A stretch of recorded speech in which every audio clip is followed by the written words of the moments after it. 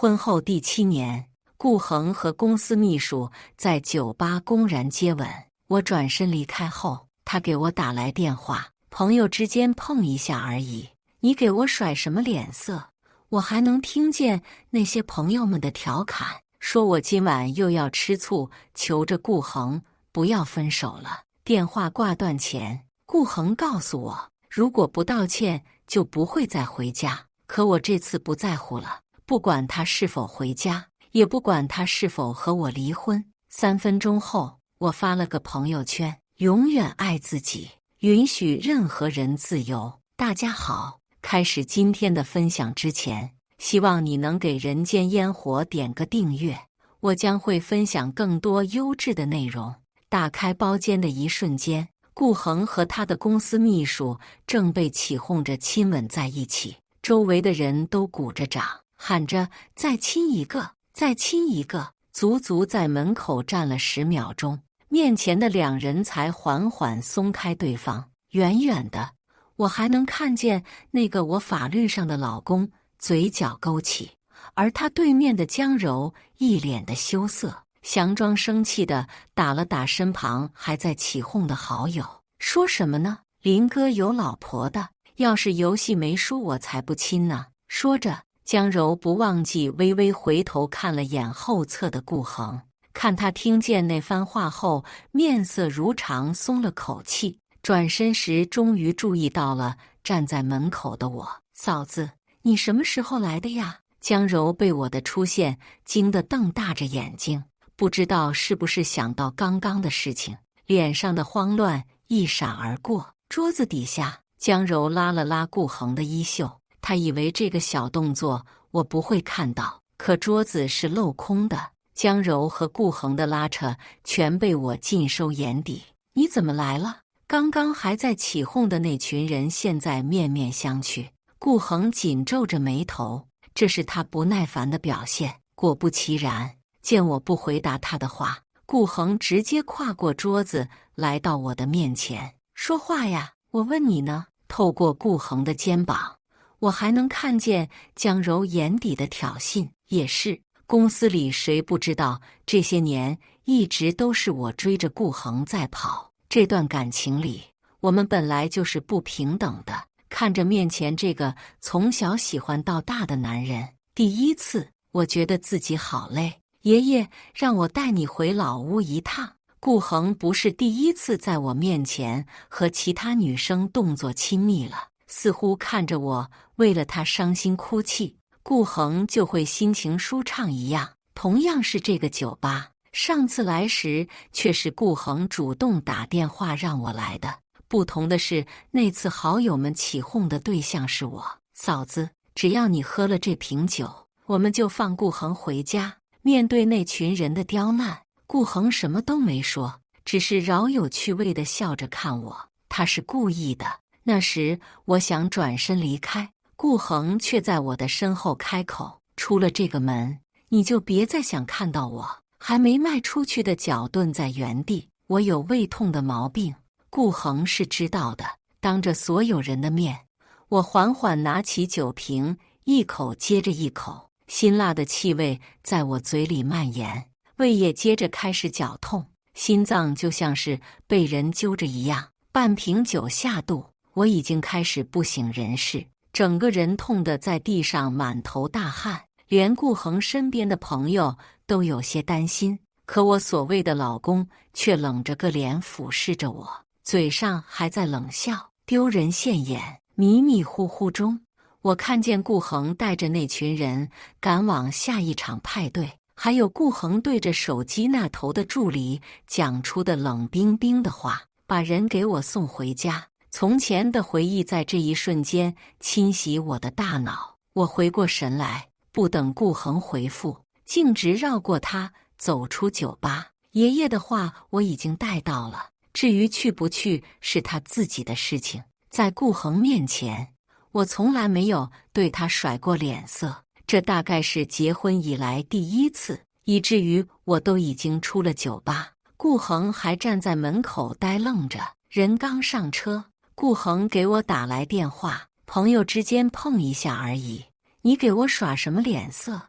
顾恒开口的第一句就是对我刚刚动作的质问，没有提前打声招呼就走的行为，好像让他有些丢人。我心里泛着酸，原来朋友之间都是可以亲密到这个地步的，那我们之间是不是可以称之为朋友？电话那头，我依稀还能听见他那群朋友的调侃。等顾哥回家，嫂子又要抱着他哭了。谈恋爱的时候求着不要分手，结婚了求着不要离婚，太搞笑了。小声点，顾哥还在打着电话呢。他们都说，看一个人是否爱你，就要看他朋友对你的态度。明明一直都是摆在明面上的事情，可是一直都被我有心忽略。回来给江柔道歉，你让她很尴尬。你要是不回来道歉的话，我是不会再回去的。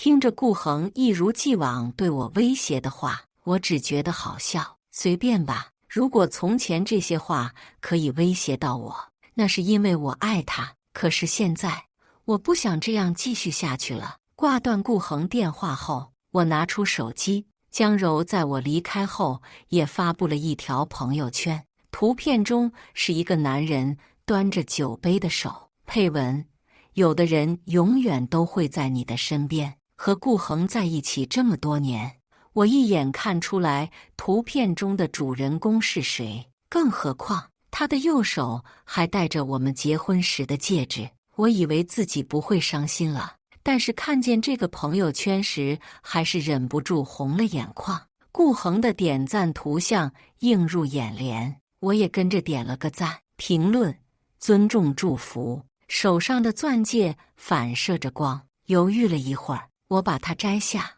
戴久了都快变成紧箍咒了。时隔3年，我再次发了一条新的朋友圈：永远爱自己，允许任何人自由。翻看了一下上一条记录，那还是我和顾恒的结婚照。照片里，我笑得很开心，眼中全是顾恒，全然没有注意到身边的他眼底全是不耐烦。晚上，我早早的洗漱完上床，这次我没有给顾恒打电话，更没有给他留灯。刚结婚那会儿，顾恒天天忙着公司的事情，回来也晚，我都会给他做好饭菜放在桌子上等他回来。开门的一瞬间，匆忙跑过去，等待着他像寻常夫妻一样抚摸我的额头，然后夸我的手艺。可顾恒只是黑着个脸，径直绕过我。看到桌上准备的饭菜后，紧皱着眉头：怎么，应付完客户还要回来在饭桌上应付你吗？我被顾恒的一句话说得呆愣在原地，没有想到他会用应付2个字形容我们的关系。尽管心中失落的不行，脸上还是维持着笑意。我就是想和你一起吃饭，想着你加班累了，不要自以为是。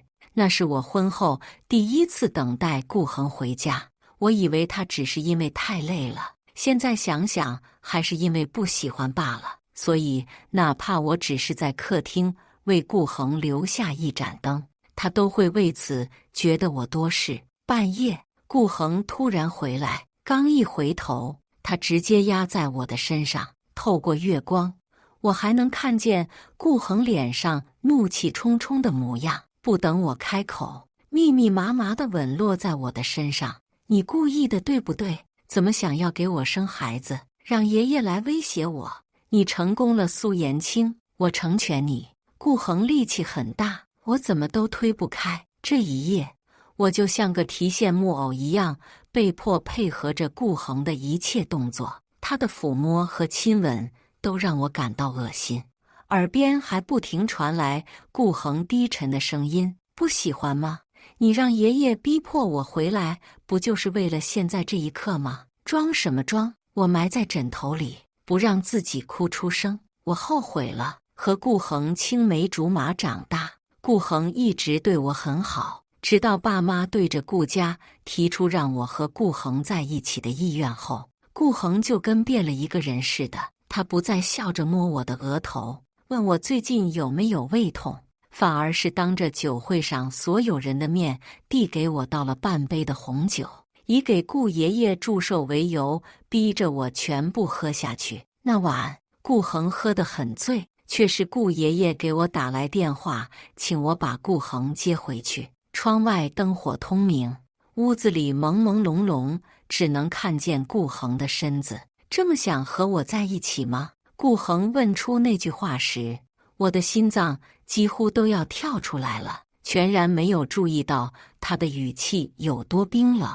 第二天清晨，我全身都在痛，起身时，顾恒已经不在了。屋子里凌乱不堪，被子掉在地上，我光溜溜的，连件衣服也没有盖在身上，委屈充斥着我整个身体。可我还是义无反顾地扎了进去，还是太天真，太幼稚，竟然以为婚后的日子可以让我们回到从前，却没想到对方现在会这么讨厌我。我们为什么不能好好的？我还是没有忍住，低沉的声音问出来。顾恒的动作顿了顿，随即嗤笑一声，他没有回答，我却从他的沉默中得到了答案。和那晚不同的是，迷糊中顾恒给我擦了擦脸，以及第二天清晨醒来时身上完好的盖着被子。顾恒已经走了。下楼时，陈姨叫住我：“太太，今天的菜买好了，你要给先生准备什么午饭？我给你备菜。”顾恒嘴挑，没有喜欢的菜就不会吃饭。结婚后，只要顾恒去公司，我都会给他准备工作餐，可是每次都会嫌弃地扔进垃圾桶里。为了让他好好吃饭，我都让他的助理不要告诉顾恒饭是我做的。听到陈姨的话，我摇了摇头，不了，以后都不用做了。昨晚顾恒对我说的话一直在我脑子里打转。爷爷让我找顾恒回去，却没有我告诉是为了什么。他自发地以为这些都是我的手笔，拿爷爷来压迫他，就像是我们当初结婚一样。有时候我也想不通，为什么顾恒这么倔强的一个人，突然就答应了和我订婚，甚至和我结婚。爸妈说，顾恒是家里的继承人，不可能忤逆他爷爷的意思。顾爷爷选择了我，所以顾恒也必须和我结婚。想到这里，手机的消息声让我回过神来，是律师给我发过来的离婚协议书。这样的婚姻早就应该结束了。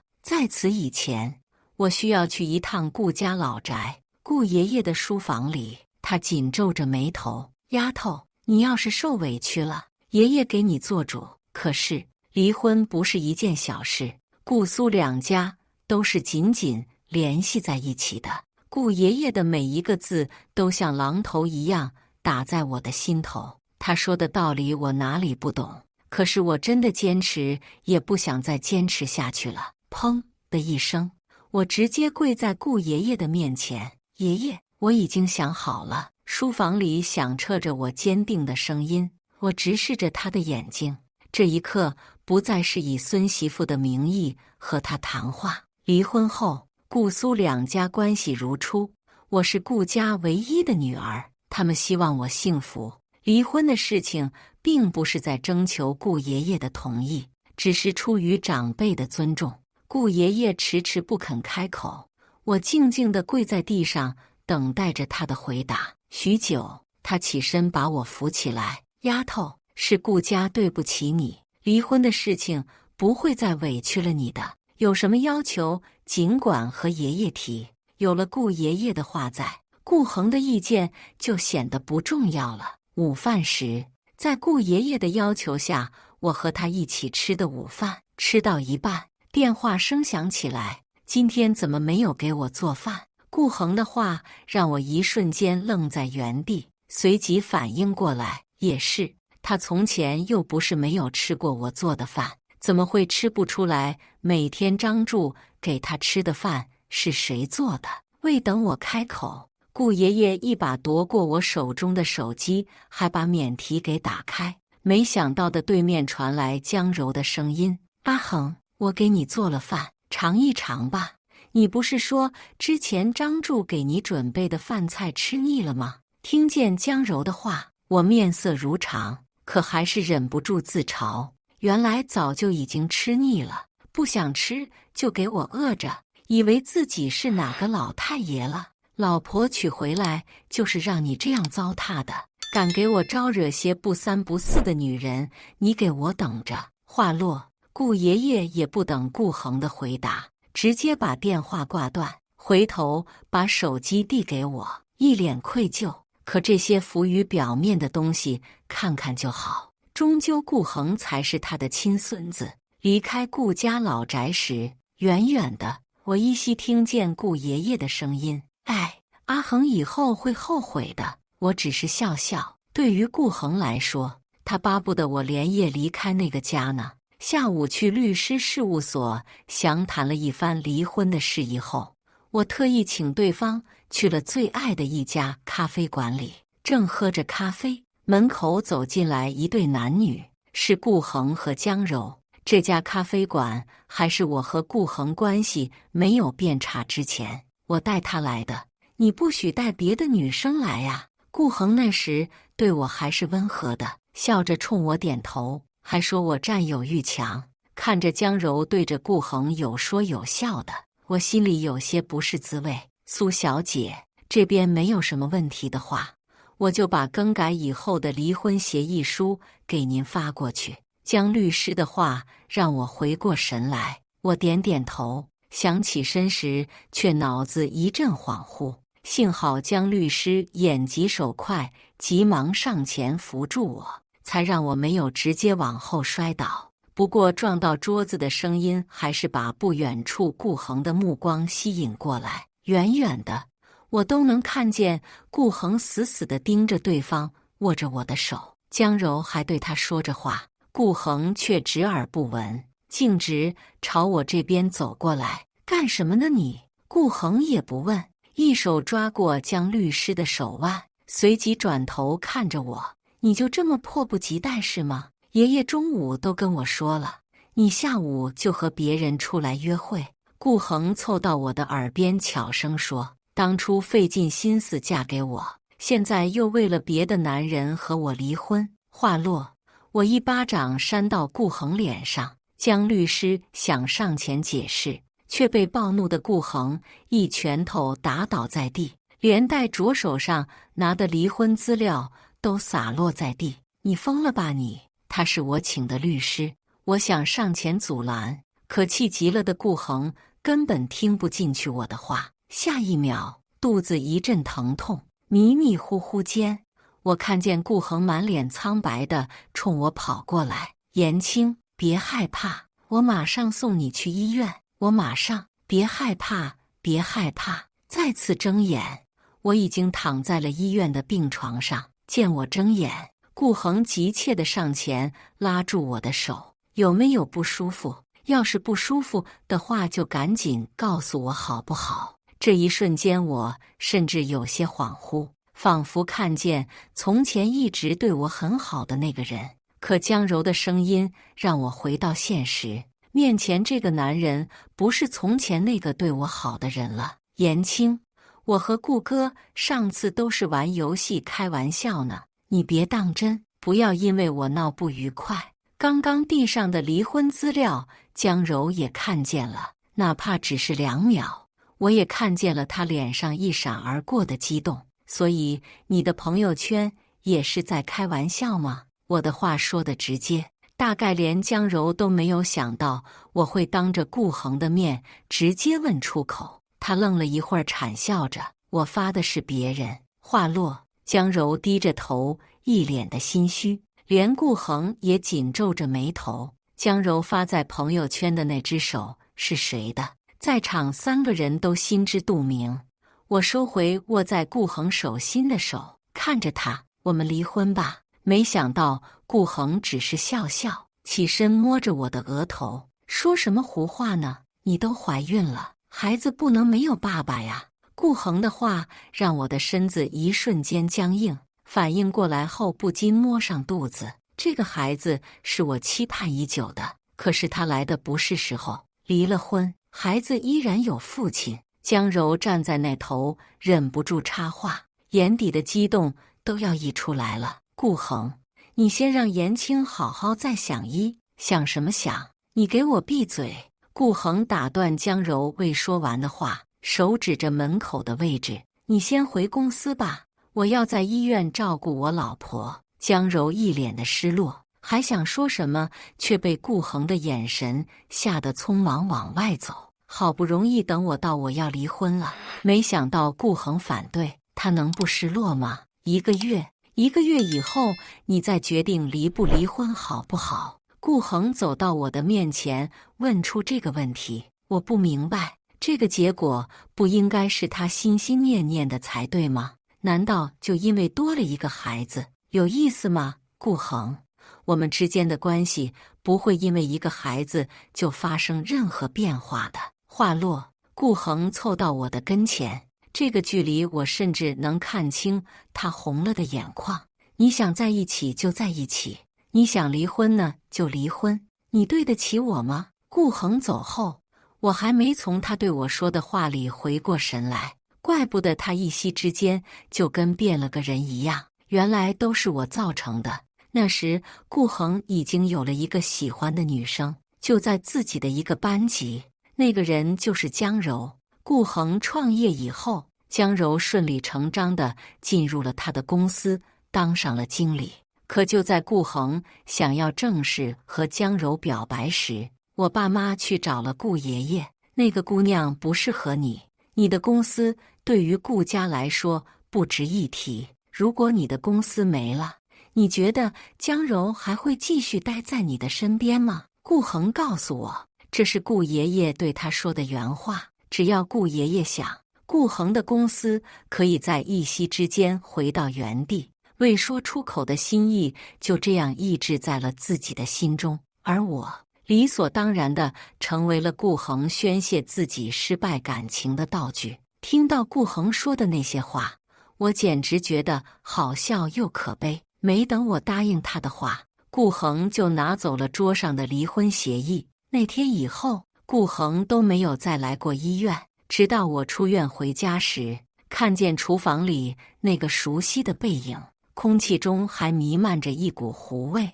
听见我关门的声音，顾恒从厨房里急匆匆地出来，连手上的铲子都忘记了放下。回来啦，我给你做了你最喜欢吃的糖醋排骨。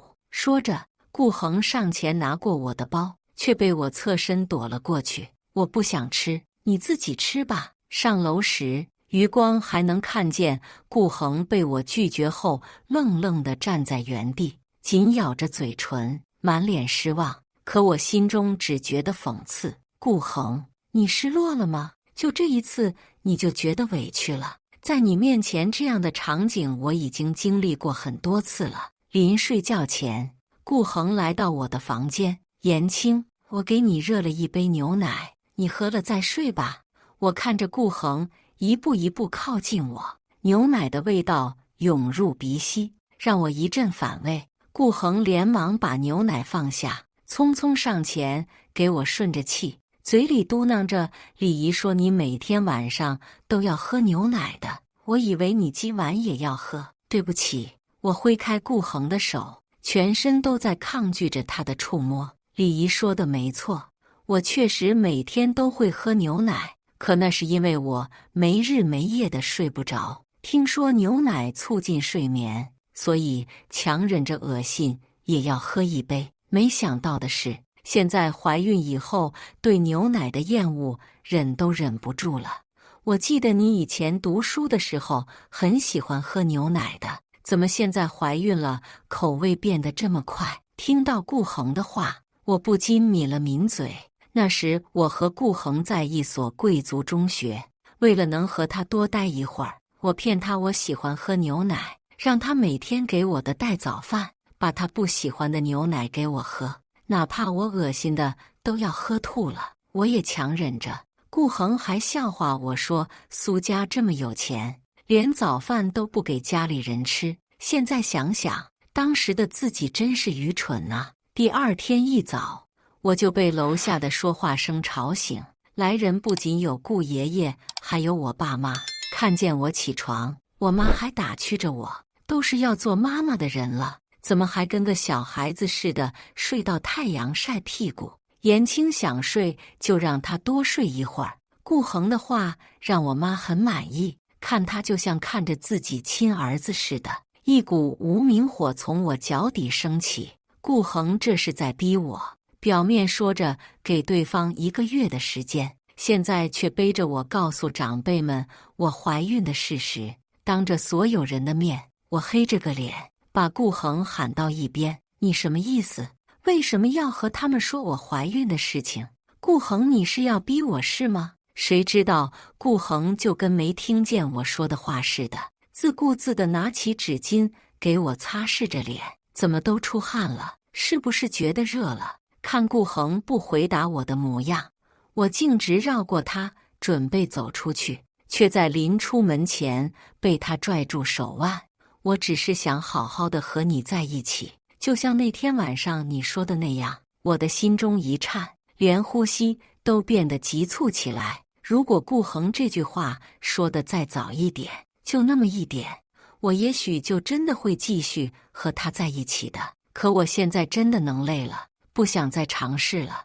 我没有回答顾恒的话，反手一挥，却没想到力气过度，顾恒的手直接摔到墙角，瞬间出了血。哎呀，延青，你赶紧给小恒处理一下伤口啊！不知道什么时候，我妈出现在我的身后，突如其来的一句话让我僵在那里。妈，我没事的，青青怀孕了，闻不得血腥味道。顾恒替我解着围，明明是关心我的话，可每一句都让我感到心寒。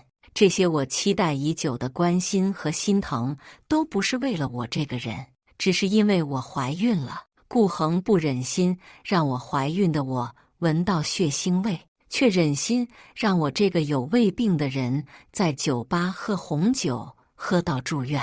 这些怎么可能过去呢？我没有接话，就像他说的那样，只是轻轻瞥了一眼顾恒的伤口，随即走出去，自顾自地吃着早饭。好久没有这么舒心地吃过一顿早饭了，真好。回到房间时，将律师上次提到的完善后的离婚协议发到了我的手机上。顾恒说的1个月的期限只是他单方面的要求，我并没有答应。正看着手机里面的内容，我妈悄声进来：“延青，你是不是不想和顾恒继续在一起了？”我妈直白的话让我有些呆愣，结果对方只是走过来，温和地摸了摸我的脸，看着他坐在我的身边，就像从前在家时一样。你从小就倔，我和你爸想培养你学钢琴，结果你偷偷跑去学画画，还自己办了画展。那个时候啊，我就在想你这个丫头啊，以后要是在感情上面也这样犯倔怎么办？我妈红了眼眶，可还是笑着：“妈，我不管你做什么，我和你爸都是你坚强的后盾，不用怕，一个孩子而已，我们苏家还能养不起了。”从楼上下来时，我妈冲我爸笑着，看着两人默契的动作。这一瞬间，我心中的想法更加坚定。只是我没有想到的是，原来当初我爸妈就已经知道了顾恒娶我的原因。如果他可以一直对你好，那么苏家可以和顾家是一辈子的朋友。只是我们没有想到的是，这个顾恒这么无情，在这个圈子里见多了的都是为了家庭联姻，可不管是对外还是私底下，大多还是相敬如宾的。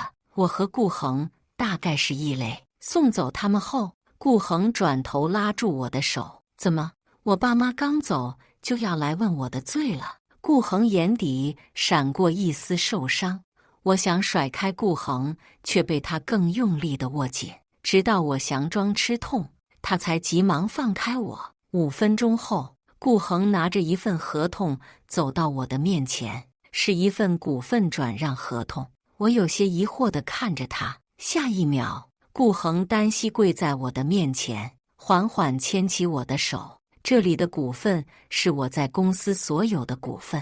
我现在全都给你好不好？”话落，顾恒希冀地看着我，好像是在等我开心地抱住他，然后原谅他在这结婚的3年里对我所做的一切。不好。听见我的回答，顾恒的笑容瞬间凝固在脸上，连带着握住我的手都用上了几分力。那你要我怎么做？你告诉我好不好？你把江柔开了吧。我紧接着顾恒的话开口。其实对我来说，不管是顾恒的股权还是顾恒的钱，我都无所谓了。甚至于让他把江柔开除，也只是一时兴起说出来的话。可话一出口，我明显的感觉到顾恒身子都僵硬了1秒。换一个好不好？股票、钱，我都可以给你。顾恒说的急切，好像什么都可以给我，但就是不能让江柔离开公司。我以为不会再因为顾恒伤心了，可是看见他的反应，还是没忍住心痛。那就把离婚协议签了吧。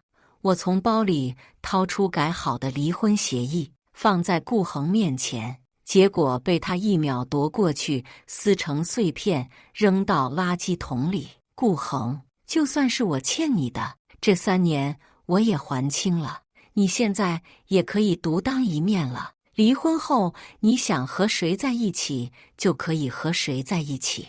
我直直地盯着面前这个我法律上的老公，发自内心地问他：这样不好吗？可顾恒的回复却和我刚刚的一模一样：不好。那天起，顾恒只要一有时间就会回家看我，早上会亲自给我做好早饭，还会给李姨打电话，问我有没有好好吃饭，身体有没有不舒服。可他越是这样做，我就越难受。有的时候，我甚至会想，要是没有肚子里的孩子，我是不是现在已经成功离婚了？既然顾恒不准备签字离婚，那就没有必要继续耗下去了。我当即联系好律师，准备诉讼离婚的事情。手机铃声突然响起，是顾恒的电话，我没有接，一把挂断了。3分钟以后，李姨走到我面前，把电话递给我。原来顾恒见我不接电话，就给李姨打过去了。虽然心里觉得很烦，可是碍于不能让李姨尴尬，我还是接了过去。我今天下午有一个客户，不能回来陪你吃晚饭了。你好好的，想吃什么？我没听完顾恒的话，直接把电话挂断，还给了李姨。以后他的电话不用给我了。另外，帮我收拾一下房间的行李，我要回家一趟。东西收拾到一半，手机收到一个陌生人的短信，是一张照片，照片里的人却再熟悉不过，2个人的影子相互依偎。照片里露出了江柔的脸，还有顾恒的手臂。下一秒，手机又收到一则消息：听说你要离婚了，那就提前先谢谢了。看见这个消息，我差点没有笑出声。江柔知道现在不想离婚的人是顾恒吗？他要是想娶你，还轮得到你来这里找我吗？我发出去的短信，江柔并没有回复，大概是不知道怎么回吧。不过还是谢谢他，不然我也不会知道原来顾恒说的应酬是这样应酬。没想到的是，下午家里来了一个不速之客。李姨一听是找我的，当即就把江柔放了进来，随即出门采买。见到我时，我刚从房门出来。你来干什么？江柔笑着，像是参观未来的房子一样，左瞧瞧，右看看，真好看啊，完全就是我当初梦想中的装修模样。看我面无表情的模样，江柔脸色瞬间变了，手指着我就开始吼叫。这里住着的人应该是我才对，这些都是我喜欢的装饰，都是我喜欢的风格。我和顾恒是互相喜欢的，要不是因为你，我们才不会分开。当初要结婚时，我曾经委婉地朝顾恒说起过我不惜黄这个房子的装修。爸妈说，最近开了一个新的楼盘，离你的公司还有我的画室都很近，要不这个房子本来就不是为你准备的。顾恒说这话时脸都是黑的，那时我以为他只是单纯的不喜欢我，只是没有想到原来是给江柔准备的。我忍不住自嘲，怪不得顾恒甚至不愿意在离婚和开除他之间做出选择。那又怎样呢？住进来的照样不是你。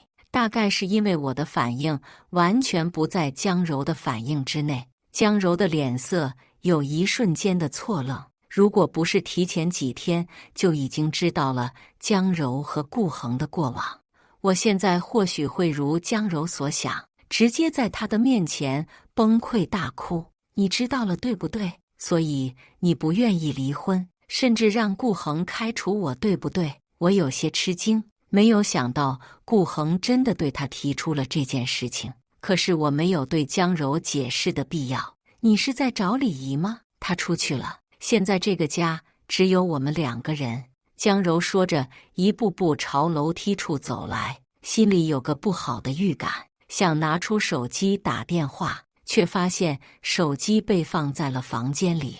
就在我转身回房间的时刻，江柔突然冲上前来，她突然的动作把我吓得脸色苍白。江柔却对我的反应很满意，甚至是对我笑意吟吟的。如果不是你怀孕了，顾恒就不会像现在这样对我的。要是你的孩子不在，你本来就连情人都算不上，就算没有孩子，顾恒也不会和你在一起的。听到江柔提及我的孩子，我慌张打断她的话，一只手紧紧地扶住自己的肚子。下一秒，门口传来开门的声音，顾恒回来了。看见江柔和我站在楼梯转角处时，顾恒脸色都变了，随即咽了咽口水。江柔，你来干什么？有事下来和我说吧。言青不舒服，需要休息。话落，顾恒冲江柔缓缓伸出手，江柔却跟没听见似的，转头看着我，还没来得及反应，他猛地一拉，一股失重的感觉弥漫全身，江柔和我一起跌落楼梯。我听见顾恒惊恐的叫声“言青”，随即而来的是从肚子传来的剧烈疼痛，让我蜷缩着身子。远远的，我看见顾恒朝我跑来，我好像做了一个很奇怪的梦，梦里有个小女孩向我招手，可等我靠近时，她又跑远了。我疯狂地追赶，却始终只能看见她的背影。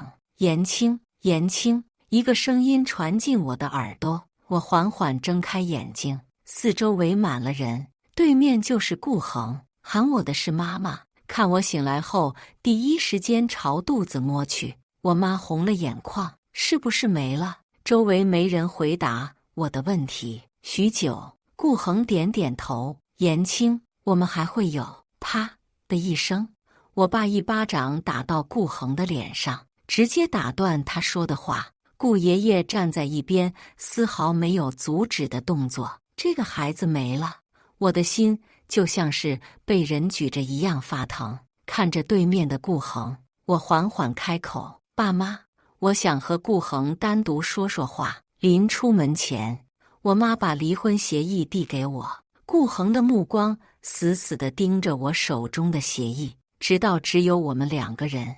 顾恒上前拉住我的手，双腿跪在我的面前：“对不起，对不起，言青，都是我的错，都是我不好，我应该保护好你的，我应该保护好我们的孩子的。”话落，顾恒一巴掌接着一巴掌打到自己的脸上。我没有收回手，只是冷冷地看着他。那天，顾恒撒谎了，他没有应酬，他约了江柔去了从前经常去的湖边。在那里，顾恒告诉他，从前的事情都过去了，言青怀孕了，江柔却会错了意。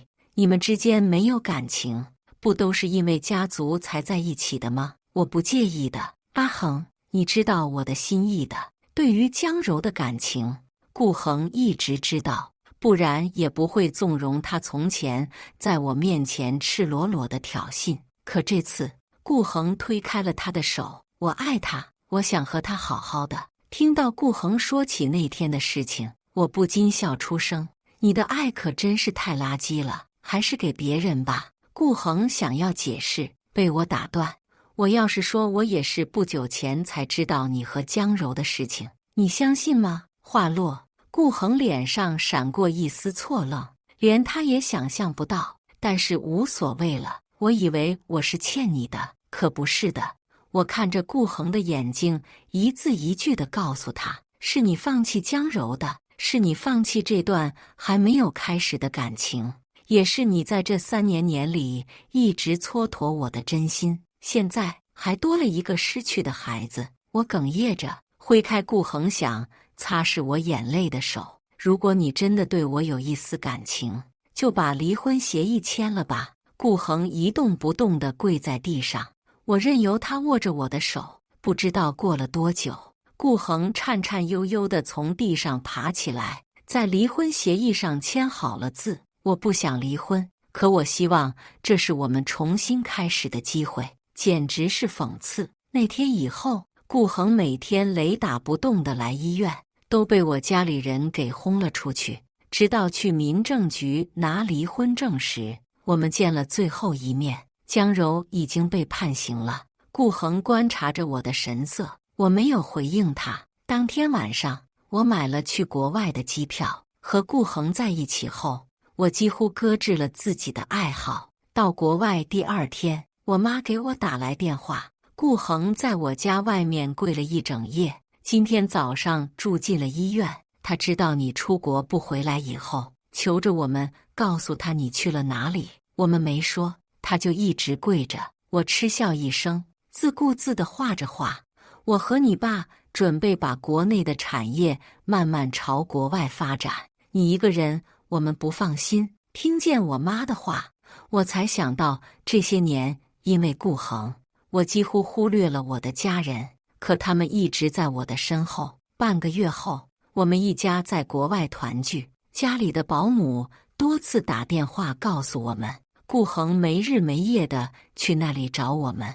他始终不愿意相信我们一家移民的事实，被保姆拦下来以后，还试图闯进我家，结果被保姆报警抓了起来。顾爷爷一气之下直接进了医院，并扬言顾家不只有他一个继承人，顾恒的后妈还有一个孩子。这下他的位置岌岌可危。不过这些都不关我的事了，我的未来还长着呢。以上就是今天分享的故事，大家有什么想说的、想吐槽的，欢迎在下方评论交流，也更希望能给人间烟火点个订阅，我将会分享更多优质的故事内容。